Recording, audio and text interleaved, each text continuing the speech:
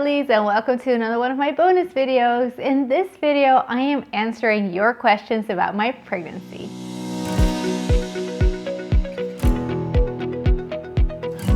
I asked you guys to vote which video you wanted to see next, whether that would be the pregnancy questions that you have for me or whether it was the morning sickness one, and this is the one that won. But those of you that voted for the morning sickness one, don't worry, it's still gonna come out. I've prepared it and I'll film it for you soon. All right, I've got your questions and I'm ready to go. Mrs. SMS is asking your TTC journey, what you took in terms of supplements, vitamins, and are taking now to support your baby. Well, I was taking a prenatal, I was taking fish oil. Actually, that's not true. I was taking cod liver oil, and I know that there is some discussion around the vitamin A that's in there. So I stopped that as soon as I conceived, and then I went on to just regular fish oil, but I wasn't cod liver before that. I like to take extra magnesium because I work really hard and I need extra. So I took that before and I'm still on that. And vitamin D, of course. And then later on in my pregnancy, I took extra B6 because I was feeling so sick, but that will be covered in my other video. And then what else do I take? That's pretty much it. Laura Joyce asks, can you tell us your typical diet, including liquid intake, meals, and supplements? So I already covered the supplements, Laura, but food-wise, I like to eat whole food. So fruits, vegetables, I eat organic meat, and if I have dairy, it is also organic, like grass-fed, butter. I'm not a huge fan of butter, but there are some things that I'll eat it on, like popcorn. And kefir as well. I like to use those products to heal my teeth, and I think they're perfect for somebody that is trying to conceive and that is pregnant. So that also includes bone broth. I will make that. I haven't done that for several months now because I felt so unwell, but I'm about ready to go back into it. I'm not a fan of the beef. I just can't take it. Or I'm not even gonna go near fish broth. But chicken bone broth is something I'll make, and I shared with the little dogster as well because it's good for her. And I use it as a base for soups, but I'll also just drink it before dinner. I give it to my husband, give it to the dog, give it to myself. And then I eat fish as well. I love fish. And eggs. Oh, as far as liquid intake, we don't drink any soda, and occasionally I'll have an orange juice as a treat maybe at a breakfast, and I don't drink any caffeine, so I'll have decaffeinated coffee and decaffeinated Earl Grey tea because that's my favorite in the world, and then the rest is just herbal tea and water. And I like to drink sparkling water and sometimes flavored, but again, unsweetened. I know this is not important, but I love cake. I love cake. A good cake though. Good cake. So once a week, I'll have a piece of cake probably, on average, somewhere special. Get it from a nice bakery nearby or make something myself. Khadija asks, can I ask your age and that of your husband? Also, how long have you been trying to conceive? I'm 33 and my husband is 35. I'm not going to tell you exactly how long we tried for, but I can tell you that it wasn't long at all. We did a lot of preparations in advance, not necessarily to get pregnant, but just to work on our overall health. And a healthy couple is able to receive a baby. So if you're healthy individually and collectively, then you're setting yourself up very well for your fertility as well.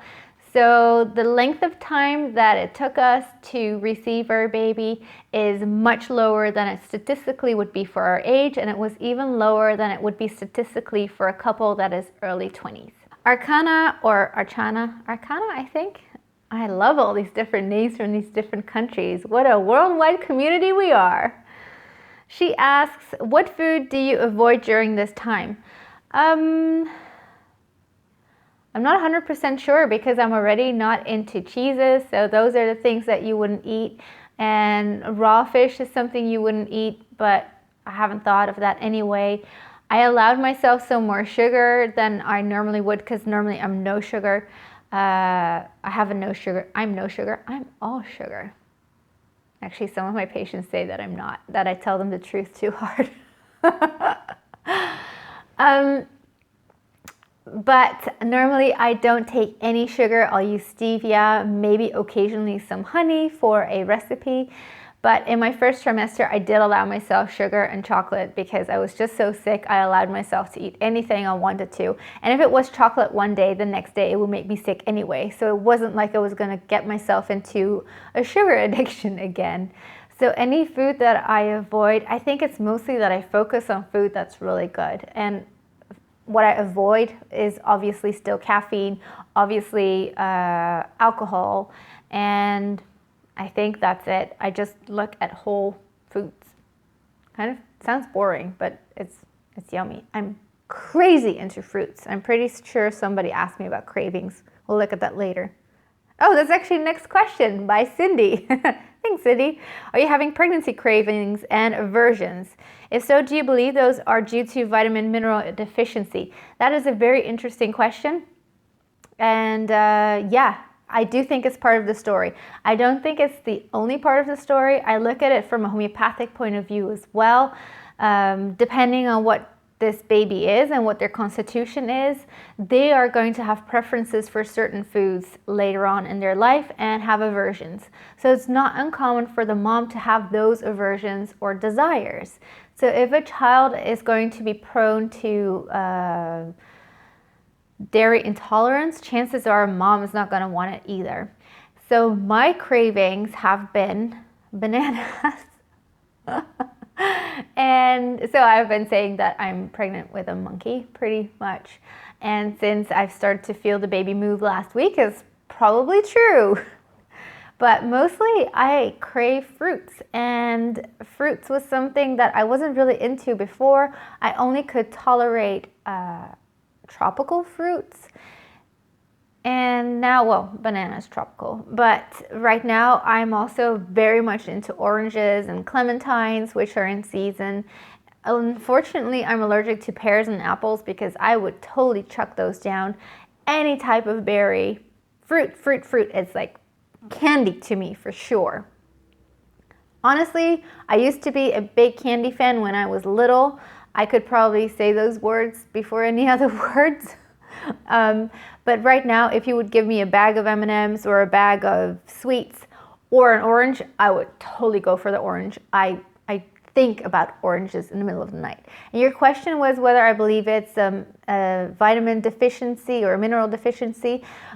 Craving oranges can be a deficiency of magnesium. And interestingly enough, being deficient in magnesium is something that can happen when you are stressed out or have been under stress for a longer period of time. And when you look at it homeopathically, the remedies you need when you're stressed out often also show a preference towards things like oranges. And we also know that orange juice in general is a stimulant like caffeine is, like smoking is, except it's a bit healthier. So if you are prone to migraines, for example, it's also said to also avoid not only chocolate and the other things, but also things like oranges. So I can understand that when you're stressed out, you might crave oranges because it gives you that energy and because you're lacking magnesium. John 3:16, Melissa. I love that name. Great name. What were your symptoms before your BFP, your big fat positive? Love your videos. They're so encouraging. Oh, that's so sweet. Thank you for watching, Melissa, and for saying that they're encouraging. That is definitely my goal on this channel, if people hadn't picked up on that yet. But my symptoms before, actually, I didn't have a lot. I had cramping, and I think the cramping started earlier than I would expect with my period anyway. And the cramping actually went on for weeks, and I didn't find it that mild. I honestly didn't think that I would be pregnant because it was quite intense at times. And the other symptom I had was I was feeling crazy hot. And I know a lot of you are interested in implantation bleeding and implantation dips on your temperature chart. I didn't have either of those. Priyanka asks, what care did you take during the 2-week wait? Well, it was a hard 2-week wait because it was before Christmas, and before Christmas I'm crazy busy clinic-wise. And I also had a 2-day course on top of it, and we were also seeing my in-laws, so it was very, very, very busy. But despite that, I really tried to get my sleep and get my rest as much as possible. I knew that that was going to be important, and I was off caffeine, and I had my prenatal, and I was on good types of food. So, and I avoided alcohol at that time as well. And then there are a couple of people that also ask how old I am and how old my husband is, so I answered that. Ariel asks, have you been sick during this pregnancy? If so, what medicine did you take to combat it? Oh my gosh, I was so sick. And I was blessed enough for it to go between 12 and 13 weeks, but gosh, I was ill. And I promise you, Ariel, that video is still going to come up about morning sickness. They're also the things that I tried and that I recommend to my patients, and I'll mention here and there which worked and which didn't. But vitamin B6 was an important one for me, and then homeopathic remedies that I used. Humeda? I don't know if I'm saying that right. I hope I am. It's such a cool name. You're right. I remember you said that some doctors told you will never conceive naturally. What was the reason for them to tell that? I'm very glad that they were wrong. Well, you and me both. So I don't think it was necessarily that they said to me that I wouldn't conceive naturally. I may have said it that way in a previous video. I didn't mean it that way, but it's the easiest way to put it. Sorry, we live near a hospital, so I don't know if you can hear the sirens. I'll just wait. Shh. Actually, I'm not allowed to say that. There's something serious going on, and here I am finding my video more important. I'll just wait. Anyway, what I was going to say, what I was told was that I might conceive, but the chances that I would hold on to a pregnancy were very slim because I have an autoimmune disease, and when you have an autoimmune disease, your body attacks itself. If it attacks itself, it's probably going to attack a fertilized egg, or even before the egg is fertilized, the sperm, because it is just in high alert and it is in an inflammatory state. So it is usually very difficult for you to hold on to a pregnancy. Now, I know using steroids to hold on to a pregnancy if there have been multiple miscarriages or if you have high antibodies has become more common. I never looked into the steroid option because I've been working on my health for the last 7 years and been off all medication. So this never crossed my mind because I was treating the autoimmune condition. And yeah, so far so good. Ingy Mama Love, that's cool. What symptoms did you experience in the 2-week wait, and did you test before and flow day with negative/faint BFP? Did I test? I think I tested at 12 days past ovulation and it was completely negative. The first positive test then, well, the second time I tested was 14 days past ovulation in the evening, which is not a good time, but there was a very faint line, so I knew that it was positive. And then the next day I tested again, and then there was a faint line. So I was 15 days past ovulation and I didn't have like a big fat positive. It was like a big faint positive basically. And I mentioned my 2-week wait symptoms earlier already. Fiza, I think so. Which detox did you and your hubby use to conceive? So we didn't focus on conceiving we didn't focus on conceiving specifically. That's what I meant to say. Pregnancy brain. But the detoxes we did I did a steroid detox a long time ago. I did a contraceptive pill detox a long time ago already. And I did a Pitocin or oxytocin detox not too long ago. So that was last summer. And then my husband and I both did some vaccine detoxes and metal detox. Another question, how long it took you to conceive? Khadija asks, do you wish to have a birth plan? Yes, I wish to have a birth plan, and I haven't got a concrete one yet. Sorry, I'm just checking at the time because I need to leave my house soon. But I'm hoping to have a water birth and a natural birth. Here in the Netherlands, it's very common for you to give birth at home. It is less common for you to go into hospital unless there's a medical indication or if you request it. So when you're at home, then you don't have access to an epidural anyway. Kathy B asks, what kind of thermometers did you use to chart? Are they those you use to take temperatures in hospital?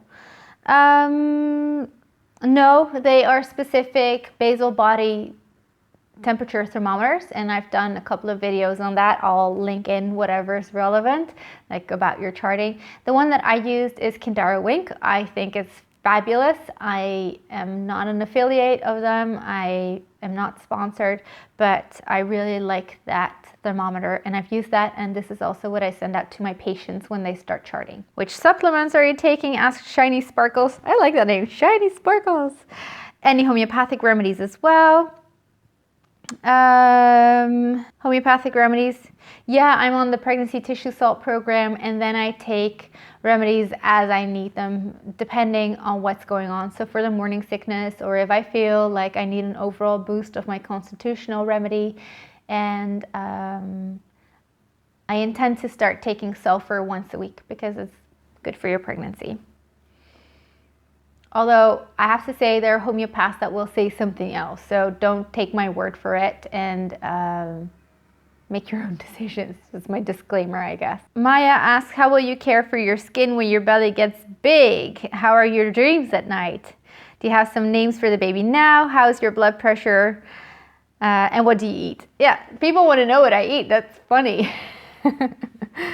How I care for my skin? Well, I put an oil on it. There's this great one from Willita. I might be able to link it in.